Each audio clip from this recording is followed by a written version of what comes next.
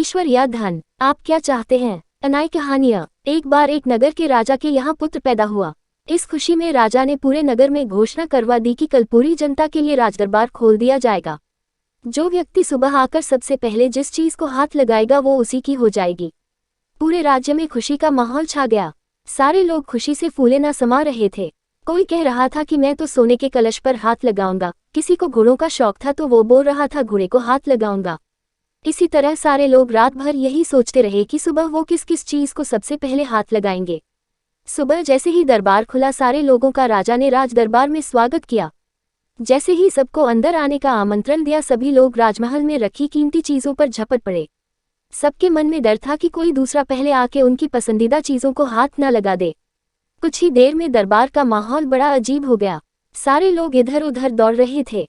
राजा अपने सिंहासन पर बैठा ये सब देख रहा था और राजा को बड़ा ही आनंद आ रहा था। अचानक एक छोटा सा बच्चा भीड़ से निकल कर आया और राजा की ओर आने लगा। राजा उसे देखकर कुछ समझ नहीं पाया और इतने में वो बच्चा राजा के नजदीक आया और उसने राजा को हाथ लगा दिया। अब राजा उसका हो चुका था तो इस तरह राजा की हर चीज उसकी हो गई।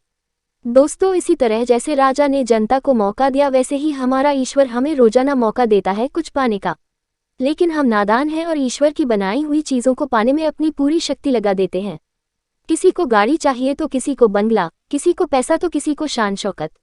रोज भगवान से प्रार्थना में भी भगवान की ही चीजें मांगते हैं। जो लोग सत्य को जान लेते हैं वो भगवान की चीजें नहीं बल्कि भगवान को ही प्राप्त करने की कोशिश करते हैं। भगवान को पा लिया तो उस मालिक की हर चीज आपकी ही हो जाएगी। तो फिर क्यों मूर्खों की तरह दिन रात उसकी बनाई चीजों को पाने में अपना कीमती समय गंवाते हो? उस ईश्वर की स्तुति करो, उसे पाने की कोशिश करो, फिर उसकी हर चीज आपकी हो जाएगी। दोस्तों, कहानियां हमारे जीवन में बहुत महत्वपूर्ण रोल अदा करती हैं। ये कहानी भी आपको एक अच्छी सीख देगी ऐसी हमें पूरी उम्मीद है। आप इस कहानी को पढ़कर नीचे कमेंट बॉक्स में अपना एक कमेंट जरूर लिखिए। धन्यवाद।